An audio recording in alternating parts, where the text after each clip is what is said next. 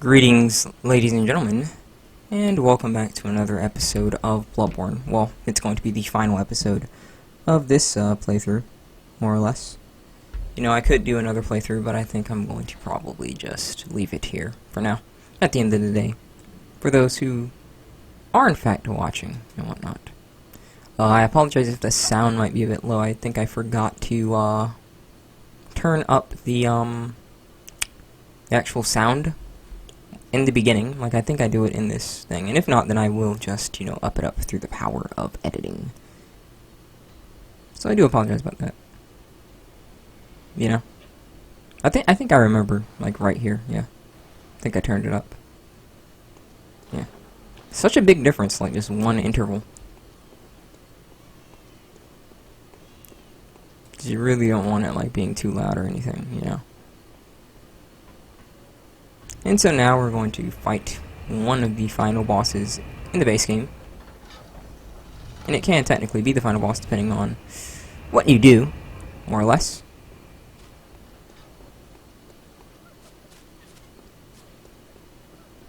Very interesting nonetheless, though. And I kind of have a thing that I will propose once we watch this cutscene, And I want people to tell me what they think about it, although many people probably aren't even watching this because YouTube. So, we don't share content to people. That's how we operate, baby.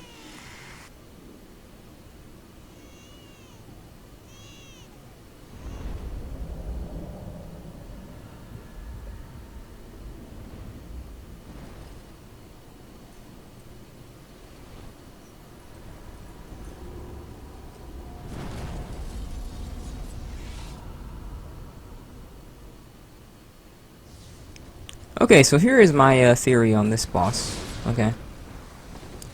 My theory is that maybe Murgo's wet nurse, air quotes, isn't actually there.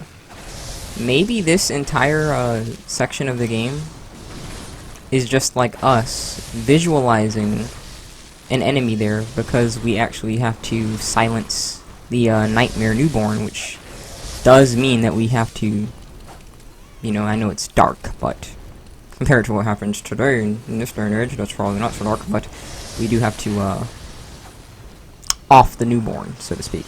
You get me? So, perhaps this entire boss segment, is literally just us, in Nightmare mode. I was like, no, we're not doing that. We're not doing that. So, perhaps this entire Nightmare section, to me personally, is in fact just our hunter blocking out the fact that he is, or she, depending on which you're playing, is offing a kid, so to speak. Really interesting stuff to consider nonetheless, though. At least that's how I personally feel about it. And so what I did here was I just made sure that I had all the cores. I actually think that I ate the other ones, and I actually went to go check, but I actually had already eaten them. And so we're pretty much good to get the final ending of the game. Yeah, so hopefully like I said last time, you've enjoyed the playthrough. It's been quite the thing, so to speak. So yeah, when you see me just go over here to like these places, I'm just like, oh, let me make sure that I got my cords of the eyes and whatnot. Cord of the eyes, or 1/3 cord. You know what I mean. So you need 3, you get the special ending, yada yada yada. I'm sure that you've seen Bloodborne, or if you haven't, then maybe this will be the thing that you see. Like I said, this is my my playthrough, after all. I have so many aspirations for this game and streaming and this whole series as a whole. It's just a pity that the direction that the team has taken, though. Sony and whatnot. I mean, I just can't imagine that Bloodborne is literally like my friend brought up. Like when you see like there's an item, so I said okay, yeah, so I did take it.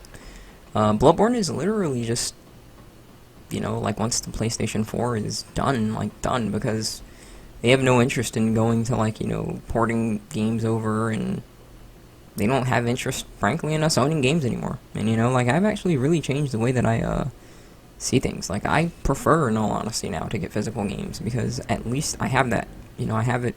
Even if I could say, for example, like, if the copy that you gave me, like, had a few bugs or something, at least I still have the physical game. You know, like, that's what it comes down to me. You know, like, I still have the physical game, it's mine, and that's that. Comparison to digital, where I have to download and re-download constantly, and instead of just, like, putting in a disc, you know, so.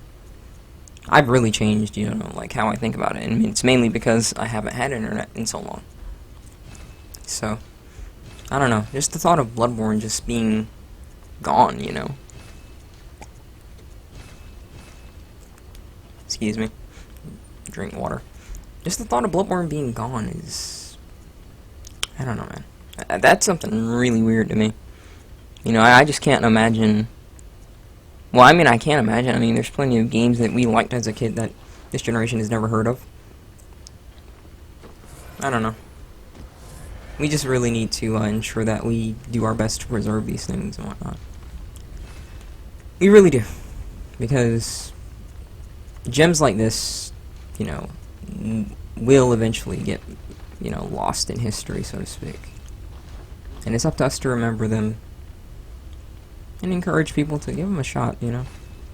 Although, to be honest, folks, if you want my honest criticism on gaming and whatnot, I don't think gaming's gonna get any better anytime soon. I think it's gonna get worse. Like, they're gonna want us to do more and more, you know, like, just not owning stuff and whatnot, and I'm just like, you know, at that point, I don't know, like, I probably just play older stuff at that point. I really would. I just would not play... I would not be interested in just only being able to stream a game or something. I'd just much rather have something. And welcome to one of my favorite boss rooms. Good hunter, in Souls. You've done well. The night is near its end. Now, I will show you mercy. You will die, forget the dream, and awake under the morning sun. You will be freed from this terrible hunter's dream. I like the dream.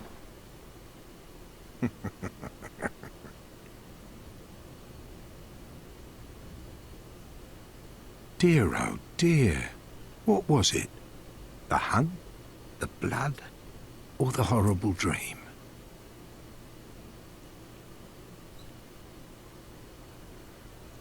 Oh, it doesn't matter.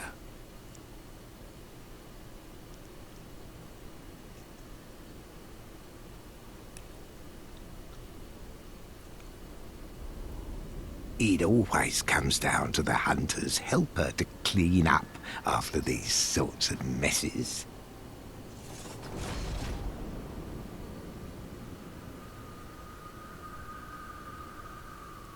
Tonight, Gammon joins the hunt.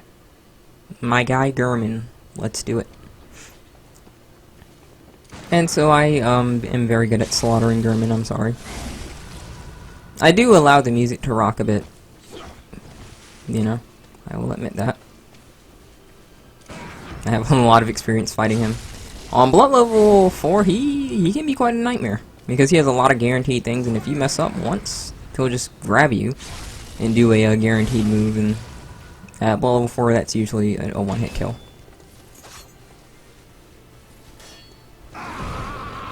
He doesn't have much health.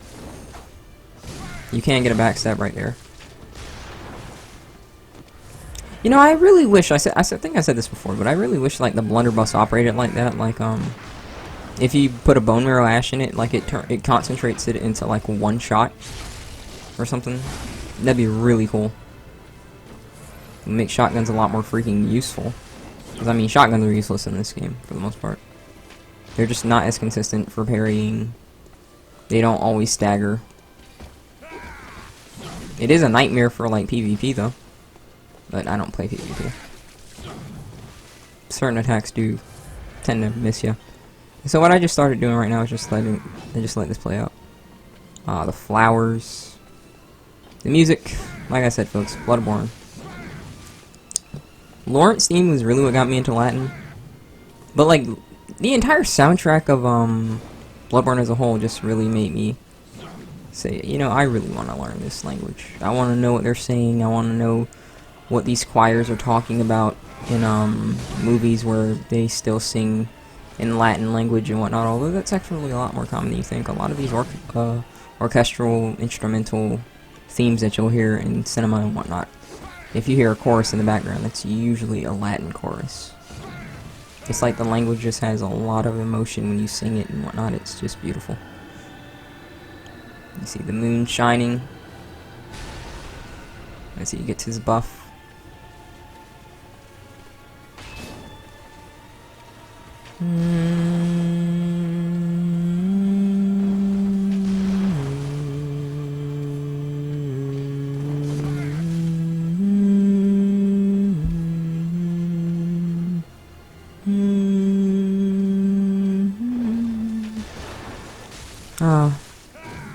If only this generation could actually appreciate something like this these days.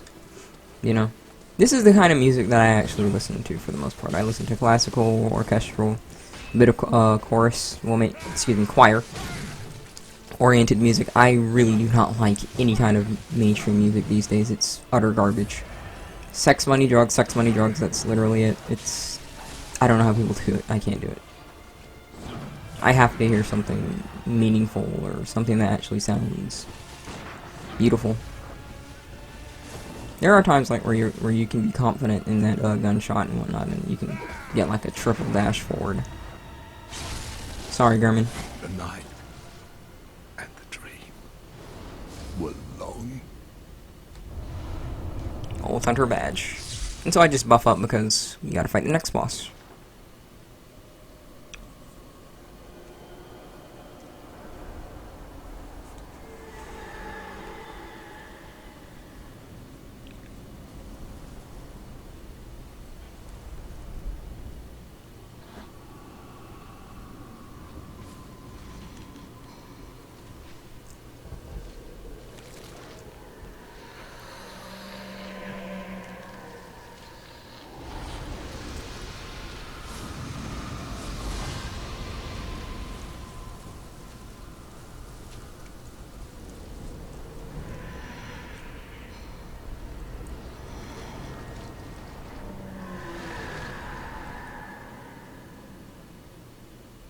Okay. You know, in all honesty, I think my favorite ending for Bloodborne is actually getting hugged by the moon presence and whatnot. Though I always do all bosses, and so I usually just, you know, kill and whatnot. That's actually my preferred ending, because the thing about this is, like, even after you become a great one, so to speak, there's no telling, like, what kind of great one you become and whatnot. You can usually... Most of the great ones aren't exactly, you know, too friendly and whatnot, so, you know, oh sure, you know, like, you transcend the hunt, but now you just pretty much go around eating people, pretty much, like, you know, like, I don't know. I feel like, serving German's role, letting him finally get his rest, is like the, wisest choice. I'm not saying that your choice is wrong, it's a video game, you know. It's not what I'm saying. I'm just saying it's, to me, my preferred ending. You know, the Moon Presence actually doesn't get enough credit. I feel like the Moon Presence is a bit rougher than people would imagine on certain instances. Blocking your ability to heal, the flurry of attacks and whatnot. The main thing that she doesn't have is like damage, I'd say. Even that attack, like if she had like an ability to personally, I feel, poison you, and she did that crap, that would make her a really cheap boss. Because she could poison you and then do that move to reduce your health to 1, and then bada bing bada boom, you're dead.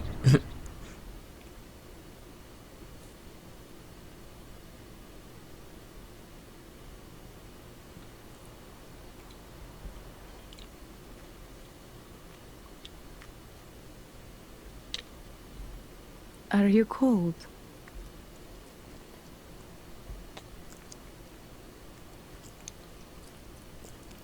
We're squid boys. Oh, good hunter. We're squid boys. I usually don't talk over cutscenes, but there's not a lot of dialogue there. And now we listen to, well, we don't listen to it, because I skipped it. I think it's called the Hail the Nightmare or something like that. Tell me, I'm gonna, like, take the entirety of the Souls, like, I'm gonna, like, get a terabyte and just, like, go ham. I'm literally gonna have so much, soundtracks just downloaded from the Soul series and whatnot that I'm gonna jam to. I am. And so, this concludes my playthrough, folks. I hope it's finally something that I can feel proud uploading, in the sense that it's not freaking buggy, nothing crazy happened with it.